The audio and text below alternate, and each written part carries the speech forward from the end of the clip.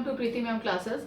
Last video में हमने रौलत act किया था, जिसके अंदर आपको मैंने बताया था कि कैसे गांधी जी जब इंडिया में आए उन्होंने सत्याग्रह मूवमेंट चलाया और जब अंग्रेजों ने रौलत एक्ट पास किया तो उसका क्या रिजल्ट निकला, कैसे इंडियंस ने उसको अपोज किया, महात्मा गांधी ने कैसे अपोज किया।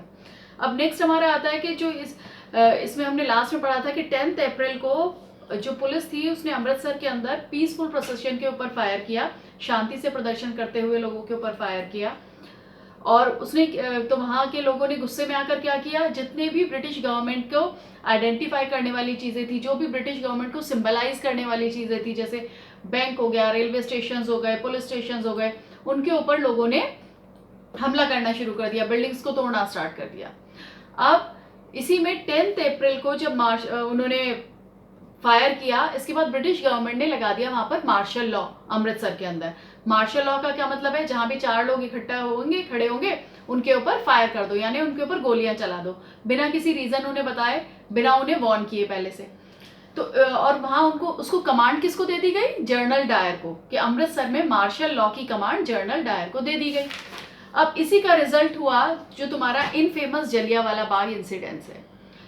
13 अप्रैल का दिन था और वहां पर बहुत सारे लोग इकट्ठा हो रहे थे, है ना। Crowd gathered and enclose ground in Jallianwala Bagh. Jallianwala Bagh के अंदर वो एक ग्राउंड है, देखो बहुत सारे लोग तुम में से गए भी होंगे वहां पर, तो एक सर्कल सा ऐसे ग्राउंड है, उसकी एक ही एग्जिट है और एक ही एंटर है वहां पर।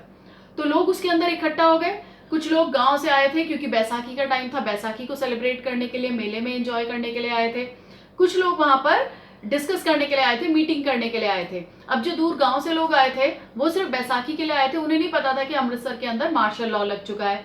क्यों? क्योंकि उस समय पर कोई कम्युनिकेशन के इतने साधन तो होते नहीं थे कि भाई न्यूज़पेपर आ गया या टेलीविजन न्यूज के अंदर देख लिया, तो वो अनअवेयर थे कि अमृतसर के अंदर मार्शल लॉ लग चुका है।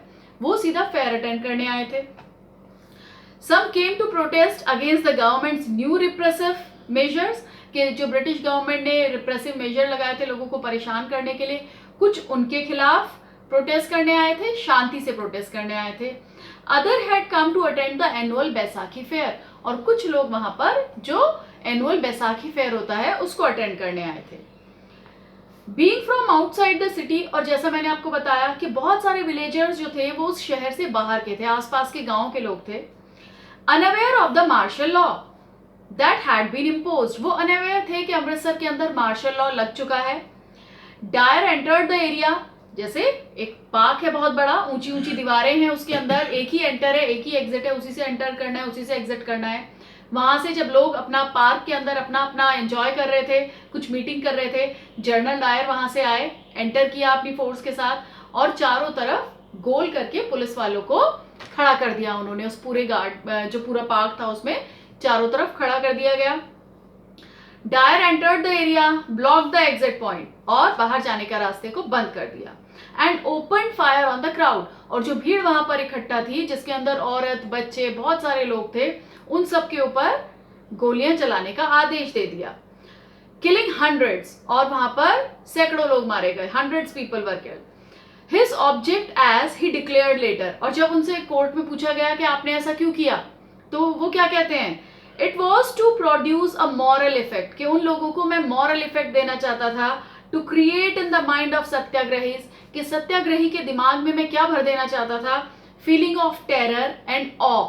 feeling of terror, डर, सब समझते हैं। awe की फीलिंग क्या होती है, जो डर के मारे आपकी इज्जत करे, कि जो लोग इतना डर जाएं कि वो ब्रिटिश गवर्नमेंट के सामने झुक जाएं, रिस्पेक्ट करें उनकी। As the news of Jallianwala Bagh spread, जैसे ही जलियांवाला बाग की न्यूज स्प्रेड हुई, फैलने लगी, crowd took to streets in many north Indian towns, के जो नॉर्थ इंडिया के जो तुम्हारा पंजाब वाला एरिया है, हजारों की संख्या में लोग अपने घरों से सड़कों पर निकल गए। देयर वर स्ट्राइक्स होने लगी, क्लैशेस होने लगे, पुलिस और आम जनता के बीच में झगड़े होने लगे with the police and attack on government buildings, और वहां पर भी गवर्नमेंट बिल्डिंग्स के ऊपर अटैक होना शुरू हो गया। The government responded with brutal repression, और गवर्नमेंट ने क्या करा, ब्रूटल, बर्बरता से मारना, रिप्रेस करना लोगों को। Seeking to humiliate and terrorize people, और क्या करना, लोगों को इतना डरा देना, इतना आतंक उनके अंदर भर देना कि सत्याग्रहियों को वो छोड़ ही दे सत्याग्रह करना, वो गवर्नमेंट के खिलाफ आवाज ही उठाना बंद कर दें। और क्या किया उन्होंने इसमें, satyagrahis were forced to rub their noses on the ground, कि जो भी सड़कों पर सत्याग्रही निकलते हैं उन्हें जबरदस्ती सड़कों पर नाक रगड़वाई जाती है ना, बेइज्जती का इशू माना जाता है कि सड़क के ऊपर आप नाक रगड़ो। Crawl on the street, crawl कोहनियों के बल पर उन्हें सड़कों पर घिसड़ाया जाता। एंड डू सलाम, सल्यूट के टू ऑल साहिब्स, कि कोई भी ब्रिटिश गवर्नमेंट का कोई भी ऑफिसर होगा जहां भी आपको मिलेगा आप उसको सैल्यूट करेंगे, सलाम करेंगे।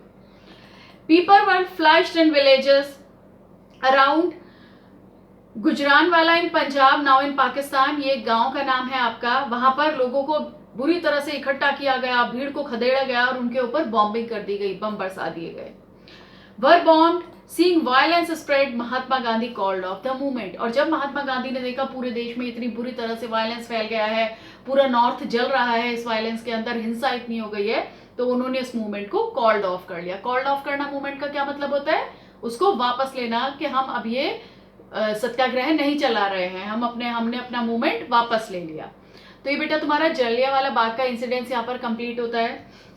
इसमें जो आपका एक क्वेश्चन आ सकता है, right a note on Jallianwala Bagh incidents on 13 अप्रैल 1919 इन अमृतसर। अब देखो इसमें 3 क्वेश्चन आ सकते हैं आपके एमसीक्यू में, कहाँ हुआ? अमृतसर में हुआ। कब हुआ? कौन सी डेट को हुआ?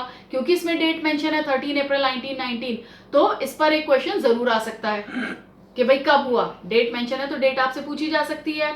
और जो जनरल डायर के बारे में पूछा जा सकता है, भाई कौन कमांडर था उस समय पर वहां का। नेक्स्ट जो आपका जलियांवाला बाग का एक क्वेश्चन आ सकता है, राइट अ नोट, मैंने आपको बता दिया, write a note on Jallianwala Bagh, ठीक है। और ये वाला यहीं पर एक्सप्लेन, यहीं खत्म करते हैं इसका, क्योंकि नेक्स्ट आपका रौलत एक्ट स्टार्ट हो जाएगा, तो वो मैं नेक्स्ट वीडियो के अंदर एक्सप्लेन कर दूंगी। आप इसको देखिए, सब्सक्राइब कीजिए, लाइक कीजिए और शेयर भी कर दो, तुम्हारे दोस्तों को भी थोड़ा प्रॉफिट हो जाएगा, ठीक है। ओके।